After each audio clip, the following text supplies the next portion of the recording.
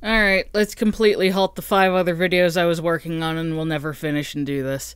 Did someone say Dr. Gaster? Yeah, let's turn up the fun levels and talk about what has essentially become my benign conspiracy theory. Maybe I should just be a sellout. This is a good time. So, I played and finished chapters 3 and 4 within 24 hours of its release when I bought it. I know Toby Fox said to take my time, but Toby isn't my friend and I'm under no obligation to listen to him. However, I have also played it about 10-ish more times since release, twice for work. Because I now feel like I have to be the disciple of Dr. Gaster, I'll go over any new things we learned here and how all this new info has given me a bit of a different perspective. Alright, first up, I know tracking Gaster's leitmotif is nigh useless as any sort of proof of anything, as it is such a simple and easy theme, especially for horror or a creepy vibe. Like, Gaster's theme sounds like Lavender Town.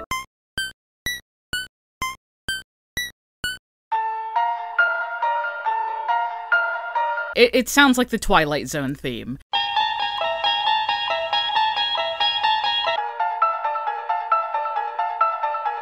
Gaster is Rod Serling confirmed. However, I'm like half sure it's playing in this song intentionally.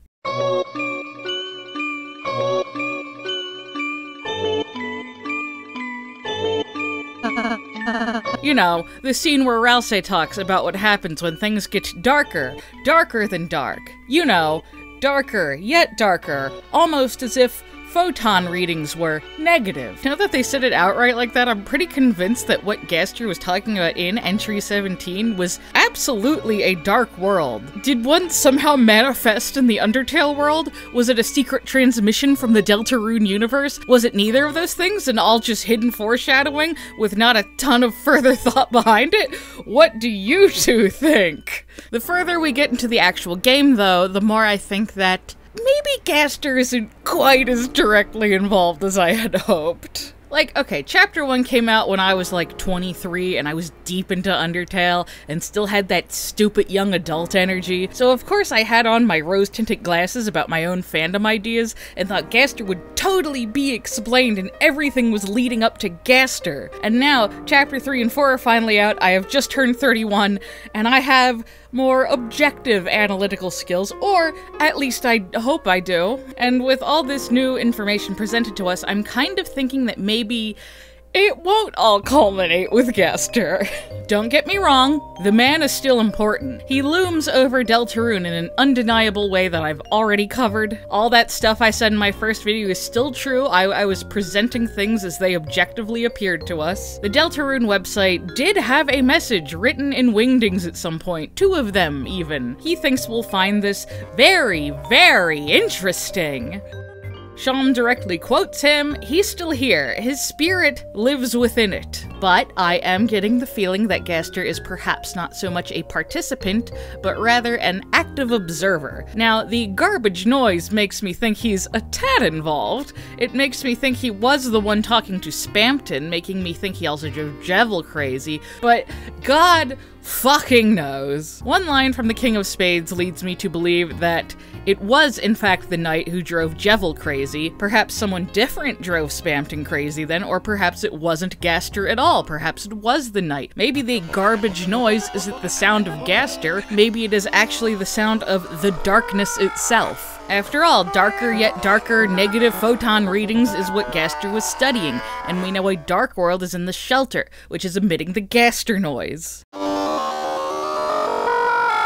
The night is also associated with darkness being pure black and making an excessive number of fountains, though it is also possible that Gaster told Jevil about the night because Gaster seems to know lots of things. Perhaps either Gaster and the knight are collaborating, or the knight is of great interest to Gaster, who is likely the mysterious voice that speaks to us. If the mystery narrator is in fact Mr. Wingdings, he seems to be trying to get us to accomplish something. He wants his Deltarune, whatever that may mean, and that seems to have a lot to do with the knight. And perhaps the person who overrid Gaster's character creator sequence was the knight, and the two are at odds. as the person who has the most obvious involvement within the story is the Knight. Only alluded to before, now we've actually met them and have seen how truly in control they are. The Knight has some goal that we don't know about, but they are a malicious figure, as we found out, and it is also not Chris like I thought, but rather Chris seems to be working for them, which I find much more interesting.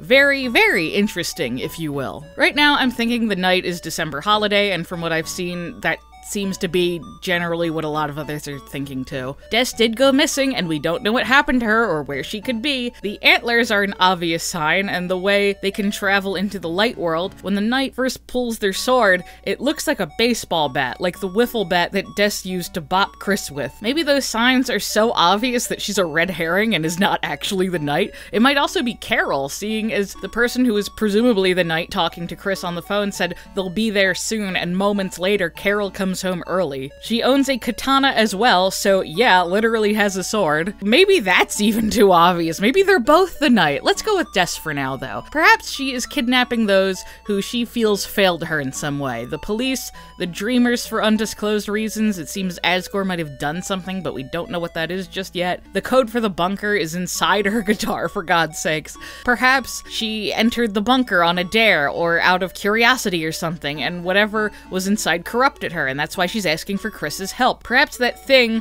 that maybe corrupted her was Gaster. After all, the Knight is a shadow crystal holder, and the crystal holders so far have all been people who have been driven mad by possibly Gaster. Then again, Gerson is also a shadow crystal holder and has no ill effects on him. He says he didn't use it. I love the idea of Gaster going up to the ghost turtle and saying, "Hey, here's a crystal that'll almost definitely ruin your life." And Gerson's like, "Joke's on you, I don't have one anymore." While we're here on the topic of the Knight, I have some serious questions and concerns about what Asgore was talking to himself about when he was cleaning Noelle's house. Hell, at this point, maybe Asgore's the Knight, actually, and he's using Carol's shit. Oh my god, what if Asgore is the next bonus boss? That'll be so cool. I don't know what this conspiracy board in what I'm assuming is Carol and Rudy's bedroom is. You never set out to make an I'm crazy wall, but you know, they happen. It's an organic thing. But Asgore sure is looking at it and sure is talking about what sounds like a shadow crystal or the black shard sword. Also, this is hands down, haha, the stupidest thing I'll ever note, and none of this was intentional, I'm sure, but a common fan depiction of Gaster is that he has holes in his hands due to the Mystery Man sprite kind of looking like he might. Stigmata is what I think it's called. I don't care if I pronounced it right. It's the marks Jesus is depicted having on his hands due to crucifixion, and I'd like to point out that the Knight also has holes or markings on their hands. I noticed that. I can't unnotice that. I made the connection because the 2016 Undertale fandom ruined my brain. It means nothing. I'm almost positive as the Mystery Man sprite probably just had his hands bald and they just look weird because Toby Fox probably drew this in one go and MS Paint at 2 in the morning. And we don't even know if the Mystery Man sprite is Gaster. It just probably is. Another fun value event from Undertale makes a little cameo in Chapter 4. If you interact with Noelle's phone while Birdly is still on the line, one of the options is to sing the wrong number song. I don't think that has anything to do with Gaster necessarily, but it was a fun value event, and a lot of fun value events secretly have to do with Gaster. I just thought it was cute. We can work it into the grand conspiracy for sure. Let's do it.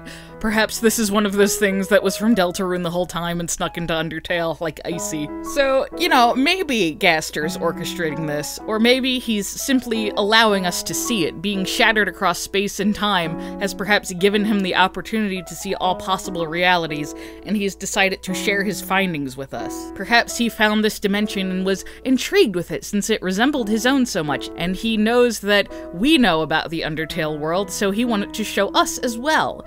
Maybe he does have some larger goal here that he wants us to accomplish because he can't interact with the world directly.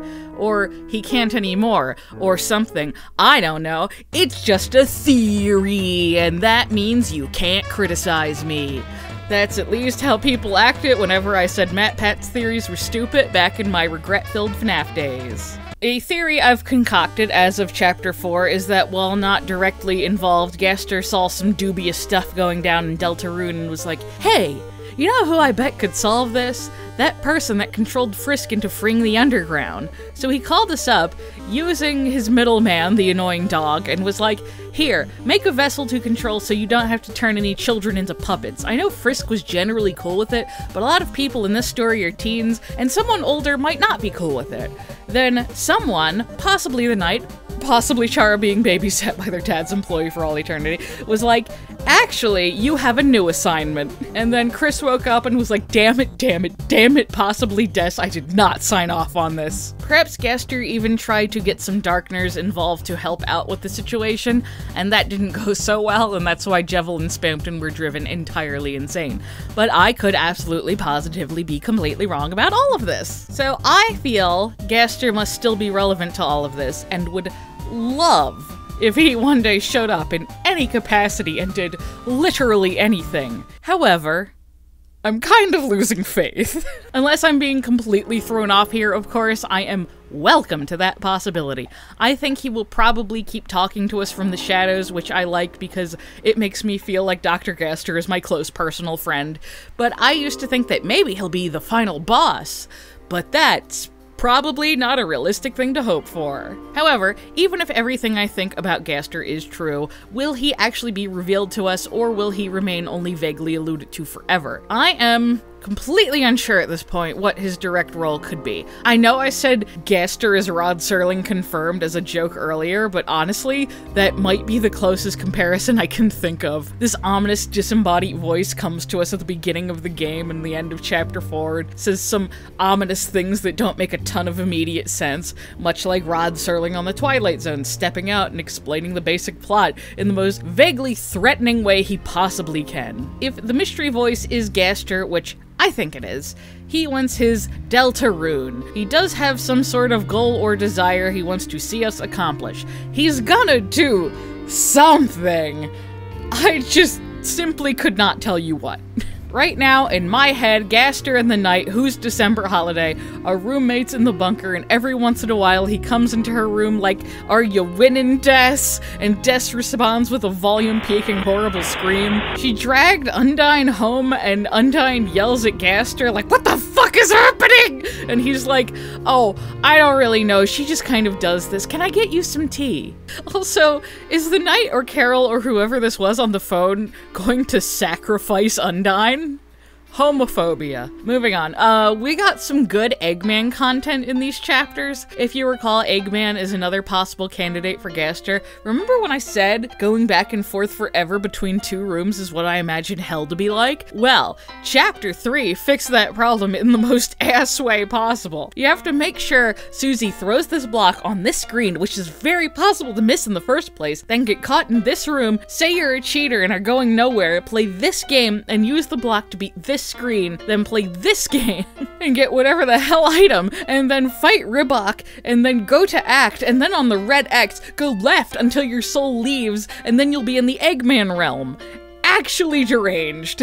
Now, here's where it gets a little gastery. The man actually talks to you this time, calling himself the Forgotten Man. He says that everyone forgets about him eventually, even himself. Now, the common theory with Gaster is that he was erased from existence when he fell into his creation, and so everyone forgot about him. That's something that has been argued may or may not be totally accurate, but considering that Gaster is only mentioned by his followers and literally nowhere else, and Goner Kid talks about a theoretical world where everything is the same except you never existed, I think it's reasonable to say that within Undertale's world, he certainly is a forgotten man. If you say you won't forget him, he'll give you another egg. In Chapter 4, it is much easier to get the egg. You walk through the stained glass window with the egg on it a few times, and you'll end up in art therapy. Chris tries to draw the man, I think, but to no avail, until they just end up painting a tree. You receive the egg that way. Not as involved this time, but still very, very interesting. But of course, Gaster is not our only candidate for Eggman. In the Murder Route in Undertale, the Czech dialogue describes Papyrus as forgettable. And while I know merch isn't canon, I'd be remiss not to point out what everyone else has, that on this pattern, on various Fangamer items, Papyrus is seen behind a red and purplish tree.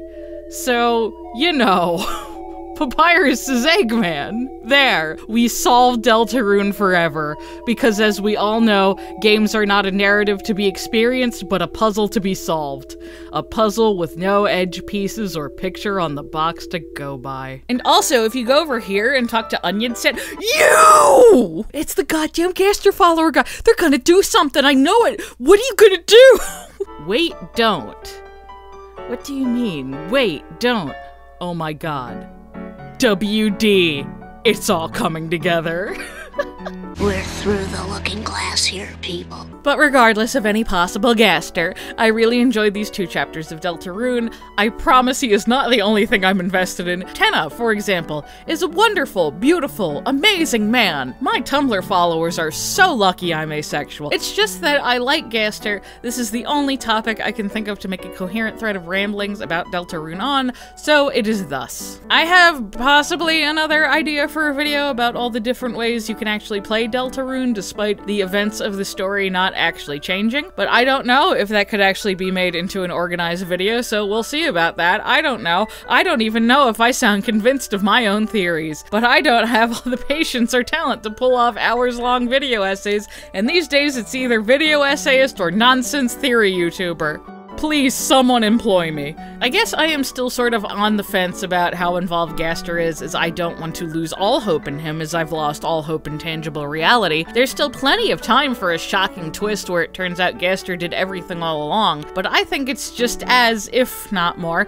likely that he will remain shrouded in darkness, watching us from the back, maybe forever, and we will all go the rest of our lives without Toby or any of the creative team ever mentioning him by name under any circumstances. Will I keep reading too much into everything regardless? Of course I will. Hey though, if Gaster is in control, can he, like, give us some accessibility settings? I'm an adult with, like, responsibilities, and I do not have time to get good, as it were. This is impaired further by my severe ADHD. My motor skills are just absolute trash, and I can't be the knight or Gerson on my own to save my life. It took me like 2 years to beat Jevil. Spamton Neo is fine though, weirdly. I beat him in like 2 tries. Like, I don't know, difficulty settings or speed settings for battles, or an option to have enemies cause less damage. Editing my HP and defense in the vials is kind of a pain, and I'd love an in-game option for something. I wasn't even thinking about this until I played Cult of the Lamb, and now I think everyone needs to get on this level. That's right, we're gonna cheat. Honestly, the real question is,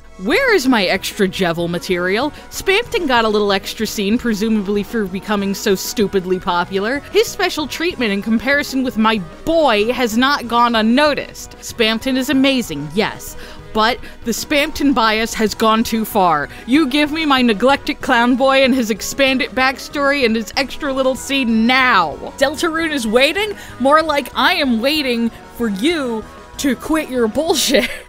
Okay, it's like 100 degrees out, my AC is off, and I'm like slowly roasting, so, don't forget, don't you dare fucking forget!